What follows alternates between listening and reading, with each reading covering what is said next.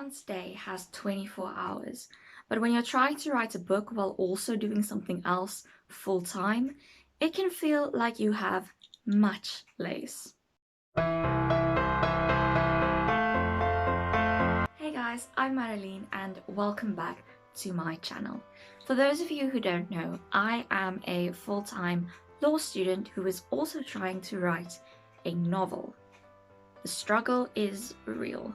So I have some tips for you if you're trying to write a book while studying full-time, working full-time, going to school, or being a parent. So the first tip is coming to terms with the fact that it is going to take you longer to write your book than someone who writes full-time.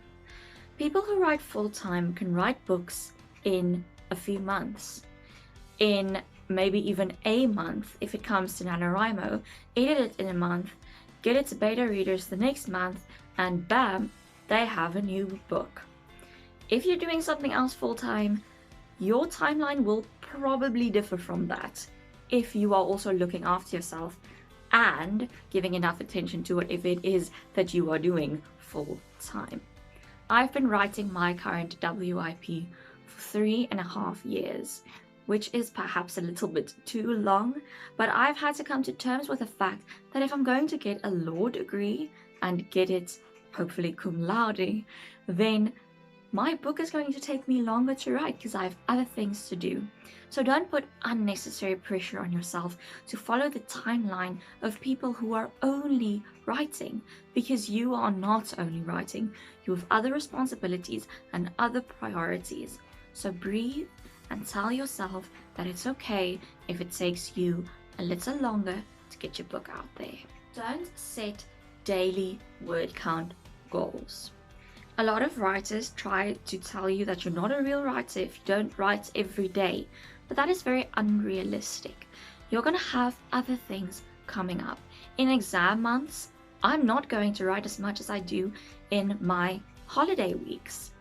If you are a parent, you're not going to write as much when your children are on summer holiday than you would when they are at school. If you're working, you might write more on the weekends and not write anything during the week.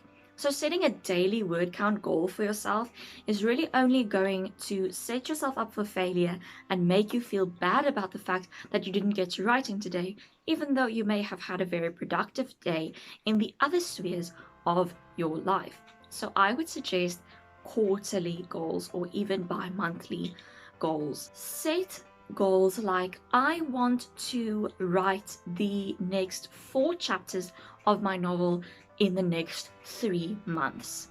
That way you can work with the times that work for you while you're trying to do whatever else it is that you need to do.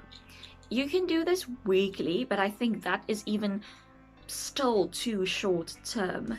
I would definitely say going monthly, maybe every 2 months, every quarter, things like that. Just try to space it out for yourself to give yourself enough time to prioritize and to do what you need to do on a particular day, but still get your goals in. The third tip is to learn to say no.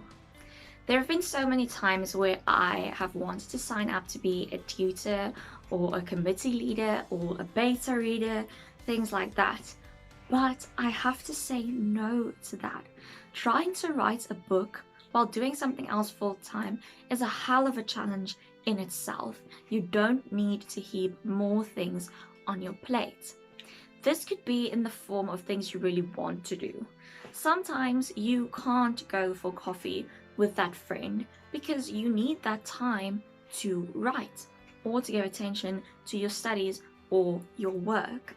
Sometimes you can't decide to take an extra subject because you're trying to write a book while trying to study as well.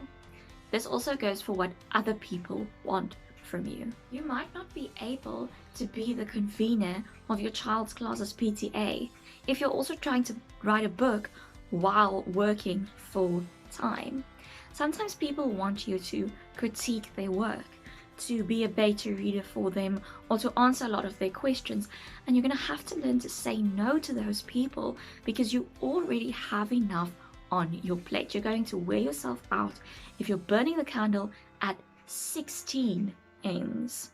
I know a candle only has 2 ends, but get my point. You're already burning the candle at both ends. There isn't another end to burn, so don't. Learn to say no to things that you maybe want to do but isn't as important to you as your book, or things that other people want you to do that you really don't have the time for. Tip number 4 is to make it easy to jot down ideas on the go. So you might carry a little notebook with you, maybe a packet of post-its, or your laptop, your tablet, your phone. I have my little laptop with me when I go to class every day, and it's pretty easy to do sticky notes on my desktop, so that helps a lot. You need to be able to jot down things you think about for your book immediately and move on, because you don't necessarily have time to linger on that, but you may be anxious that you're going to forget it, or that it won't be as great an idea when you get back to it. So write it down now. Take that little notebook. If you get an idea like, oh, now I know how to resolve that plot hole, but you are in the middle of a meeting, you really shouldn't be thinking about that in your meetings, but now you have. So quickly jot it down and move on. Get your head back into what you need to focus on right now. This also goes for taking every minute you have to do something. If you have 5 minutes in between classes, you can quickly jot something down, but you need to be able to do that, so you need to have a medium to do that with. So the notes app on your phone is great because most people in the world have their phone with them at all times. Just make sure that you are in a position to take down notes wherever you are and however little time you have. Tip number 5 is to get organized. When you have time to write, you should be able to sit down and write immediately. You shouldn't be scrolling, trying to find notes, trying to find your outline, not knowing where you saved your drafts, things like that.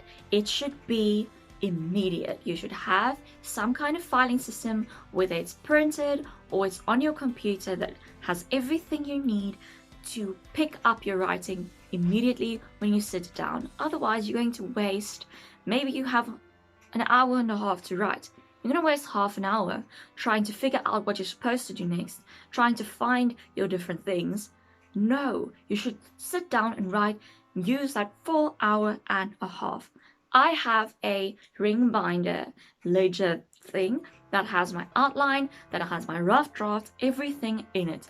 My story is on my desktop of my computer. I just click on it and I'm there, and I know exactly what I need to write, so I can start immediately. So I know these tips might sound a little obvious or generic, but implementing them can really make a big difference in how much writing you get done, and also in your mental health. Because let's be honest, when you're doing a million things at once, you tend to forget to take care of yourself. So learn to say no, make those notes and move on so your head can be cleared. Organize yourself. These tips will really help you to stay healthy, to stay on top of all your priorities, and to get your book done. If you like this video, please be sure to give it a thumbs up and a share. If you want writing advice videos every Friday and tons of bonus content, then you have to hit that subscribe button down there. If you want an email notification as soon as I upload, then you should also ring that little bell. Remember that if you have any requests for writing advice videos, you're welcome to leave them in the comments. As always, you can find me on my website, Instagram, Facebook, Twitter, and Tumblr. All the links are listed below, and I'll see you guys next week. Bye!